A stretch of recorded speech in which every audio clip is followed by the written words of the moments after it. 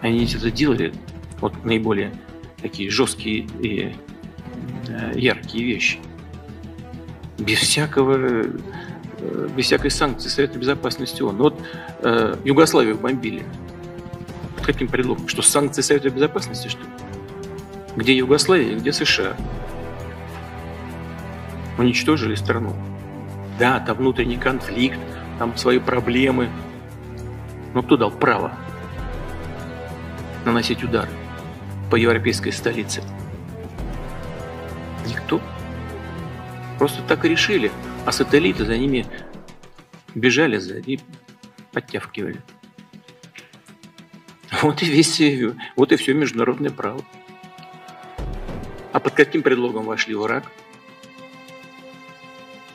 Разработка оружия массового уничтожения в Ираке. Зашли, страну разрушили, создали очаг международного терроризма, а потом выяснилось, что ошиблись. Потом сказали, нас разведка подвела. Ничего себе. Страну разрушили, разведка подвела. И все. И все объяснение. Оказывается, не было там никакого оружия массового поражения. Никто не готовил. Наоборот, когда-то было все как положено, уничтожили. А в Сирию как дошли? Что, санкции Совета Безопасности? Что хотят, то и делают. Но то, что они сейчас делают на территории Украины, или пытаются делать, или планируют делать, это же не за 1000 километров от нашей национальной границы. Это у порога нашего дома. И они должны понять, что нам просто некуда дальше отступать.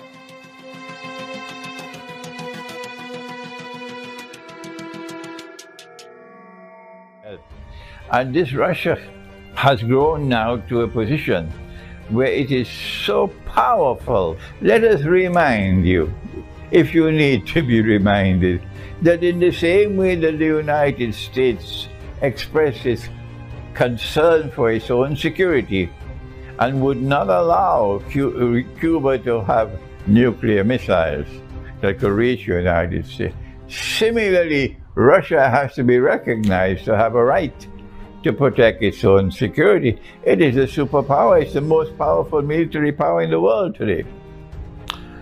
And so that is the moral argument and the political argument. For those who say, no, Ukraine has the right to do what Ukraine wants to do. Well, fine. You cross the red line and you see what's going to happen. Russia is not going to back down. This is the first point I want to mention to you. So if these fools with a capital F in NATO decides to continue on this foolish path, they will take mankind to nuclear war, and they're the ones to be blamed for it. The second point I want to make is that Russia is attempting to change its strategic environment in such a way that the grave threat to Russian security can be diminished. And for this reason, Russia has amassed more than 100,000 troops, Russian troops, and all the hardware you need, all the military supplies you need for war, on the Ukrainian border, the border between Ukraine and Russia. Will Russia invade Ukraine? No. I don't think Russia is so foolish, unless, of course, somebody wants to force a war, and somebody causes the fireworks to start. There are always those who want to get war, but most importantly, a psychological message. And eventually that message will reach the hearts of the Ukrainian people. You cannot be a Ukraine next door to Russia and adopt this position of hostility and posing a grave, grave, grave danger to Russian security. That is not possible. So you will find eventually, I believe, that this Russian show of force, that's what it is, a show of force, will have the effect of bringing about a change in the strategic environment, particularly in terms of psychological change in the hearts of the Ukrainian people. So you can relax. I don't believe there's going to be a nuclear war. in between Russia and Ukraine. But keep watching, because they are provoking war. They're trying to get Russia to launch a war. That's what they want, but Russia is not that stupid. What is very sad, Turkey is in NATO and remaining in NATO. But also, Turkey is building fraternal relations with Russia. At the same time, while you're doing that, you act in such a provocative way.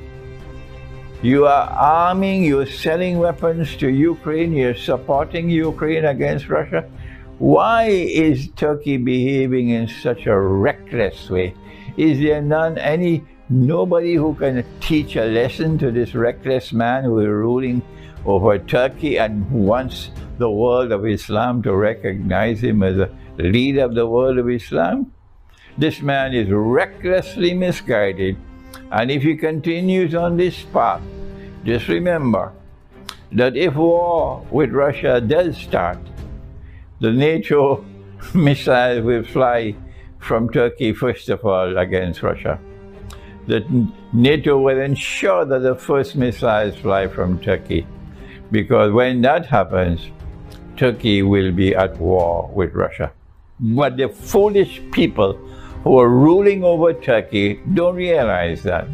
Once Turkey is at war with Russia, Turkey will be destroyed. Once Turkey is at war with Russia, listen to me, the Turkish armed forces will be destroyed. And that is when the prophecy of Nabi Muhammad ﷺ will be fulfilled. That a Muslim army will then conquer Constantinople, because the Turkish armed forces have been destroyed.